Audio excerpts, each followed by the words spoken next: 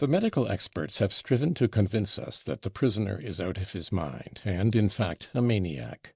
I maintain that he is in his right mind, and that if he had not been, he would have behaved more cleverly. As for his being a maniac, that I would agree with, but only in one point, that is, his fixed idea about the 3,000. Yet I think one might find a much simpler cause than his tendency to insanity. For my part, I agree thoroughly with the young doctor who maintained that the prisoner's mental faculties have always been normal, and that he has only been irritable and exasperated. The object of the prisoner's continual and violent anger was not the sum itself. There was a special motive at the bottom of it. That motive is jealousy. Here Ippolit Kirillovitch described at length the prisoner's fatal passion for Grushenka. He began from the moment when the prisoner went to the young person's lodgings to beat her. I use his own expression, the prosecutor explained.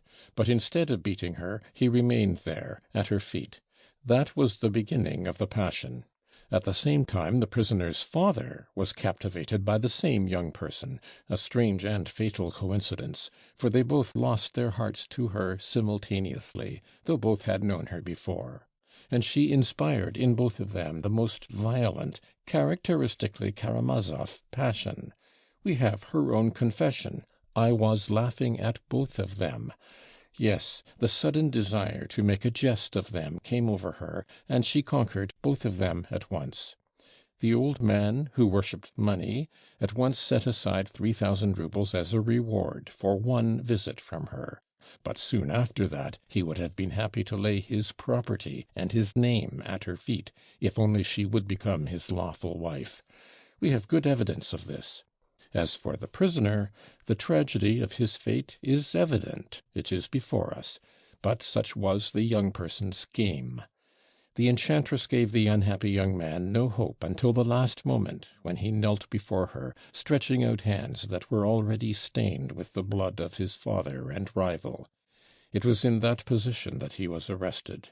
"Send me to Siberia with him. I have brought him to this. I am most to blame," the woman herself cried, in genuine remorse at the moment of his arrest. The talented young man to whom I have referred already, Mr. Rakitin, characterized this heroine in brief and impressive terms. She was disillusioned early in life, deceived and ruined by a betrothed, who seduced and abandoned her. She was left in poverty, cursed by her respectable family, and taken under the protection of a wealthy old man, whom she still, however, considers as her benefactor. There was perhaps much that was good in her young heart, but it was embittered too early. She became prudent and saved money. She grew sarcastic and resentful against society.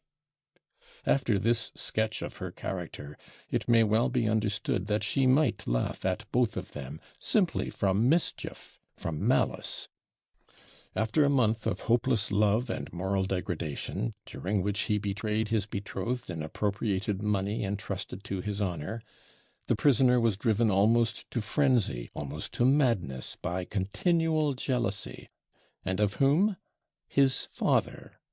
And the worst of it was that the crazy old man was alluring and enticing the object of his affection by means of that very 3,000 roubles which the son looked upon as his own property, part of his inheritance from his mother, of which his father was cheating him. Yes, I admit, it was hard to bear. It might well drive a man to madness. It was not the money, but the fact that this money was used with such revolting cynicism to ruin his happiness. Then the prosecutor went on to describe how the idea of murdering his father had entered the prisoner's head, and illustrated his theory with facts.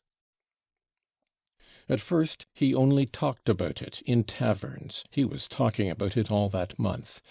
He likes being always surrounded with company, and he likes to tell his companions everything, even his most diabolical and dangerous ideas. He likes to share every thought with others, and expects, for some reason, that those he confides in will meet him with perfect sympathy, enter into all his troubles and anxieties, take his part, and not oppose him in anything. If not, he flies into a rage and smashes up everything in the tavern." Then followed the anecdote about Captain Snegirioff. Those who heard the prisoner began to think at last that he might mean more than threats, and that such a frenzy might turn threats into actions.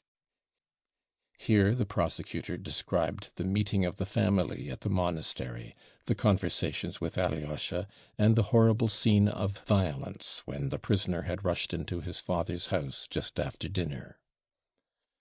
"I cannot positively assert," the prosecutor continued, "that the prisoner fully intended to murder his father before that incident. Yet the idea had several times presented itself to him, and he had deliberated on it. For that we have facts, witnesses, and his own words. I confess, gentlemen of the jury," he added, "that till to-day I have been uncertain whether to attribute to the prisoner conscious premeditation. I was firmly convinced that he had pictured the fatal moment beforehand, but had only pictured it, contemplating it as a possibility. He had not definitely considered when and how he might commit the crime. But I was only uncertain till to-day, till that fatal document was presented to the court just now. You yourselves heard that young lady's exclamation, 'It is the plan, the programme of the murder.' That is how she defined that miserable drunken letter of the unhappy prisoner. And in fact, from that letter we see that the whole fact of the murder was premeditated. It was written 2 days before, and so we know now for a fact that 48 hours before the perpetration of his terrible design, the prisoner swore that, if he could not get money next day, he would murder his father, in order to take the envelope with the notes from under his pillow, as soon as Yvonne had left, as soon as Yvonne had gone away. You hear that? So he had thought everything out, weighing every circumstance, and he carried it all out just as he had written it. The proof of premeditation is conclusive. The crime must have been committed for the sake of the money. That is stated clearly. That is written and signed. The prisoner does not deny his signature. I shall be told he was drunk when he wrote it, but that does not diminish the value of the letter. Quite the contrary. He wrote, when drunk, what he had planned when sober. Had he not planned it when sober, he would not have written it when drunk. I shall be asked, then why did he talk about it in taverns? A man who premeditates such a crime is silent and keeps it to himself. Yes, but he talked about it before he had formed a plan, when he had only the desire, only the impulse to it. Afterwards he talked less about it. On the evening he wrote that letter at the Metropolis Tavern, contrary to his custom, he was silent, though he had been drinking. He did not play billiards, he sat in a corner, talked to no one. He did indeed turn a shopman out of his seat, but that was done almost unconsciously, because he could never enter a tavern without making a disturbance. It is true that after he had taken the final decision, he must have felt apprehensive that he had talked too much about his design beforehand, and that this might lead to his arrest and prosecution afterwards. But there was nothing for it. He could not take his words back, but his luck had served him before, it would serve him again. He believed in his star, you know. I must confess, too, that he did a great deal to avoid the fatal catastrophe. "Tomorrow I shall try and borrow the money from everyone," as he writes in his peculiar language, "and if they won't give it to me, there will be bloodshed." Here Ippolit Kirillovitch passed to a detailed description of all Mitch's efforts to borrow the money. He described his visit to Samsonov, his journey to Liagovie. Harassed, jeered at, hungry, after selling his watch to pay for the journey, though he tells us he had 1,500 roubles on him, a likely story. Tortured by jealousy at having left the object of his affections in the town, suspecting that she would go to Fyodor Pavlovitch in his absence, he returned at last to the town, to find, to his joy, that she had not been near his father. He accompanied her himself to her protector. Strange to say, he doesn't seem to have been jealous of Samsonov, which is psychologically interesting.